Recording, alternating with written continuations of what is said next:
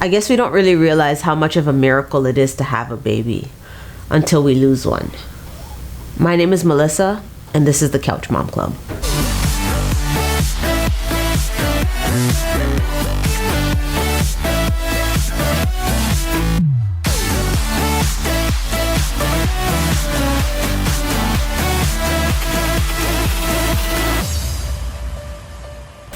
Before we get into things, I'm Melissa. I'm a wife. I have 2 kids, a son and a daughter. My son is a toddler. He just turned 2, and my daughter is still a newborn. She's about 2.5 months. I started this channel just to document my journey with being a mom and to talk about the things that nobody talks about. Even though motherhood can be hard, we can do it. So this is kind of like the moms club for like the cool moms, the moms who don't actually want to join a club but want to join a club. Anyways, make sure you hit the subscribe button and click that bell so you're notified when I post new videos. This topic is kind of a hard one for me because I'm still very much processing all my emotions and processing exactly how I feel. It's one of those things that people don't really talk about because they don't really know what to say. Sometimes you feel like it's better not to talk about it, but you also struggle with wanting to talk about it. I had a miscarriage at about 6 weeks, and this was before I had my daughter. It was something that I kind of felt like I was prepared for, but at the same time, it caught me totally off guard. There are so many women who have had this experience. In fact, 1 in 4 women experience miscarriage. And when you think about that number, 1 in 4, you realize how many people can get together and say me too in this regard. We tend to get into a space where we think it's only me. It's such a tragedy and it's such a hard thing to process. 1, because it's not something that everybody else can readily see. For those of us who miscarry very early, you don't tell anybody yet that you're pregnant, or if you have, it's not a lot of people. You're not showing, and there's nothing really to indicate that you're carrying a life inside of you. You haven't yet shown how happy you are, how excited you are, and how much you're looking forward to having this baby. So having that miscarriage and having that emotional and mental breakdown at that point and to grieve the loss of something on that scale is difficult to do because you probably don't have anybody to grieve with, and you probably don't know who you can talk to that will really understand what it's like to have a life inside of you and be ready with anticipation and be excited, and then having all of that just go away. It's a weird thing, and I don't want to begin to say that I'm gonna do this topic justice because I cannot sum up what the experience is like. I cannot tell you what is the right way to go through it, what is the wrong way to go through it. I can't let you know the words to use to describe it. There's nothing I can say other than to explain my experience. So I'm not looking to make this thing a one-stop shop on how to deal with miscarriage. I'm just letting you know that there are things that we all have gone through, and the way that I process it might be different from the way that you process it. There's no real way of going about this. I can't tell you how to feel or what to say or what to do. And I validate, I qualify, I justify, I totally honor every emotion, every feeling that you've had with dealing with your own miscarriage. This is the way I processed it. Some women want to be quiet about it. Some women want to shout it from the rooftop. Some women journal about it. You know, like there's so many different things that we can go through. I don't want to be silent about it. In fact, I choose to remember.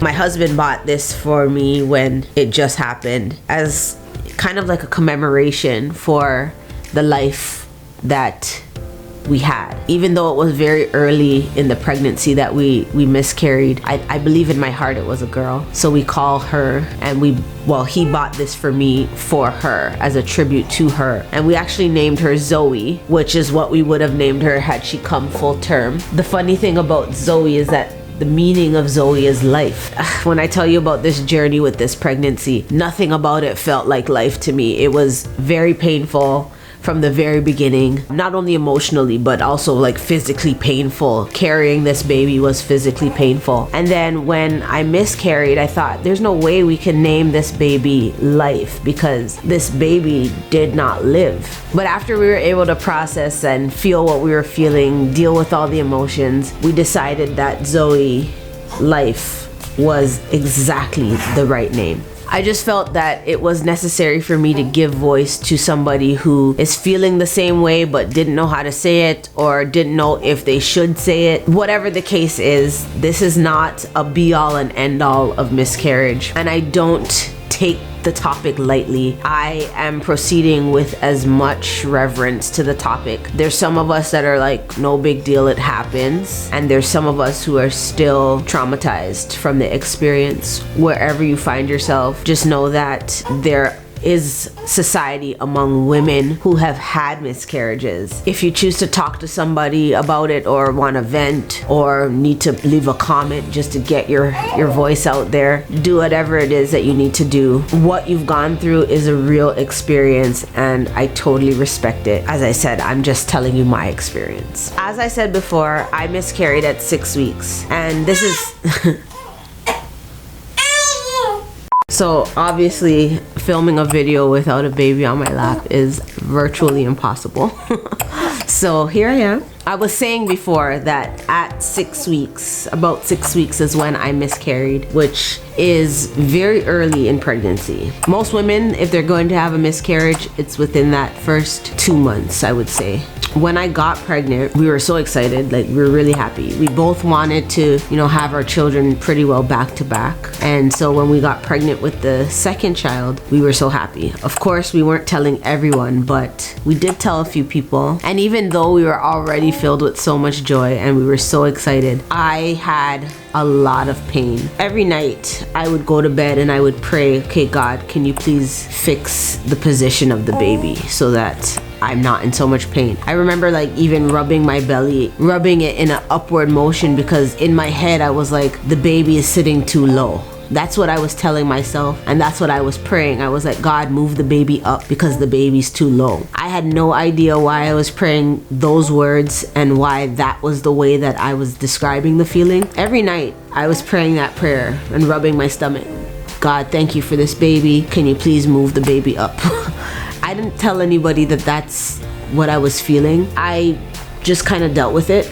It was painful, but I'm a tough girl. So I thought, this just comes with it. Every pregnancy is different. How a baby sitting in your stomach might be different from the first. It was nothing like my first experience. So I didn't really want to compare it because I'm thinking that was a different pregnancy. It's okay that it's different. I just moved on with my life. On a Thursday morning, I started to spot. If you know a little bit about pregnancy, you know that each woman kind of experiences different things, and spotting can be very normal. And because I was spotting and I didn't want to freak out, I just said, it's normal, it's early on in my pregnancy, it's not a big deal, and all those things to kind of dismiss the worry and dismiss my feeling like something was wrong. I continued to spot, and it actually got heavier throughout the day. So I decided, let me go into the hospital to see if everything was fine. At the hospital, they ran their routine tests. They told me exactly what it is that I knew, that spotting was normal, and it doesn't mean that you're not pregnant, and it doesn't mean that you're endangered. All of that stuff they told me. They actually sent me home and told me to do a follow-up with my doctor. At the time,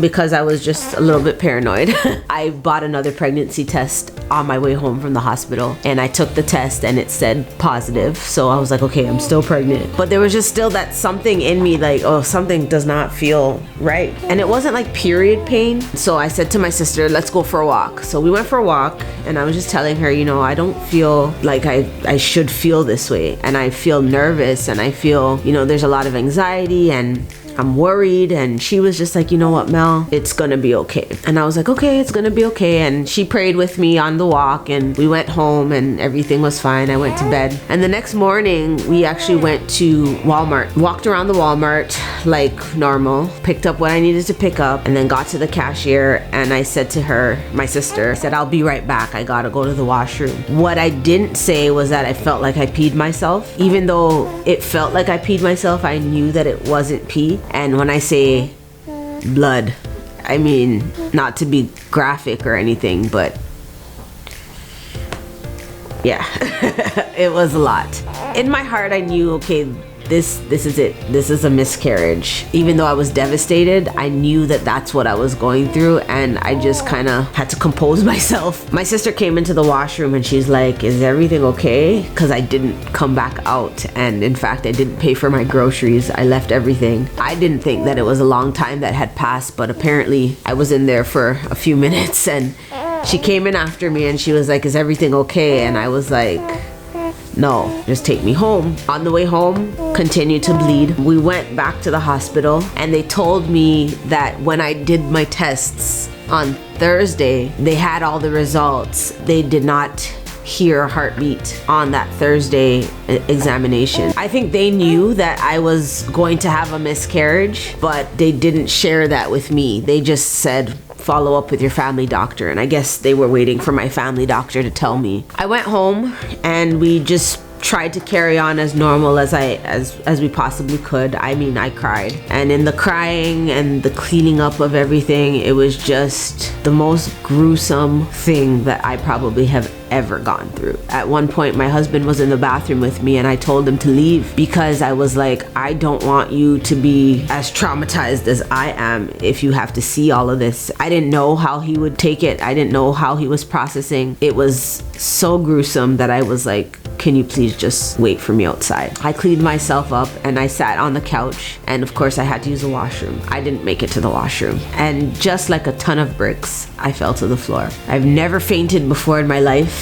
I don't even know how to describe what that feeling was. But as I was down there on the floor, my husband called telehealth. When he called telehealth, they sent an ambulance right away after asking him, 2 questions? So I got in the ambulance and he followed behind in his car, and we were at the hospital. And as I was waiting, I started to go deaf in one ear. Like, we were having a conversation and then I was like, I can't hear you. I couldn't even hear myself saying, I can't hear you. But I was flailing my arms and I put him in a sense of urgency because I literally couldn't hear anything. And he got the nurses, they came and they ran to my attention. They got me onto a bed. They flipped the bed upside down so that, the blood could rush to my head, and all this stuff just to get my heart rate back up and my blood pressure back up. What was happening was that I was losing blood at a crazy speed. Most women actually lose about 2 bags of blood when they miscarry. I lost 9 bags. They were even talking about having to do a blood transfusion. I didn't even begin to grieve the loss of my baby, and here I am with the idea that maybe I have to have a blood transfusion. So what did I do? I prayed. I was like, God, no. I do not want to go through a blood transfusion. This is crazy. So after they ran a couple more tests, did a few ultrasounds, all of that stuff, I ended up delivering naturally, so I didn't have to do the surgery. And then after a few hours of just being on the bed, my blood started to regulate and my blood pressure went back up. When they checked me, they realized that I didn't need the transfusion, thank God. So in the hospital, as I was waiting for the go-ahead that I could be discharged and sent home, a friend of mine came and visited, and she too experienced something similar. She had a miscarriage. She looked at me and she just said, I know. So in saying those 2 words, I know, it was like this hug, this embrace. 2 women who went through essentially the same thing were in the moment hugging each other and just saying, I know. Immediately, I started to think of all the women who have had miscarriages. Some have done this multiple times, some worse than myself. Some have even died in the whole process of miscarrying a baby. And I thought, oh my goodness, this is tough. You felt the weight of the world on you. I even went home and I called my mom right away. I told her after that, I miscarried the baby, and she's like, it happened to me. And I'm thinking, is this the first time she's ever said those words? That might have been the very first time that she has ever said it happened to me too. How many other women have silently gone through this thing and had nobody to tell, had nobody to remind them that it's okay to feel whatever it is that you feel. And I thought from that moment, I was like, if I have to speak about this thing, I'm going to do it. Whether or not I've processed all of the feelings, whether or not I ever feel okay with it, I thought I'm going to be as open and as honest as required. I didn't want to forget. I chose very deliberately that I would not forget this experience. Mind you, we got pregnant really soon after. I didn't so much fear that I would have another miscarriage. I just didn't want to forget that I had a pregnancy before this one. I remember when I was going through the miscarriage and I was in the bathroom when I told my husband to leave. I was praying this prayer, and it was words that I spent a lot of time being angry about. I remember I prayed, God, thank you for entrusting me with this pain. I was mad. I didn't know why I was praying that. I was like, okay, what? I want the right to be mad. I want to be angry. I want to grieve. I want to cry. And here I am talking about, thank you for entrusting me with this pain. I don't want to be trusted with this pain. Like, it was like words that just flew out of my mouth and I didn't even know why I was saying them. But I remember the prayer. And another part of the prayer was, and I will birth even in the midst of a miscarriage. Birth what?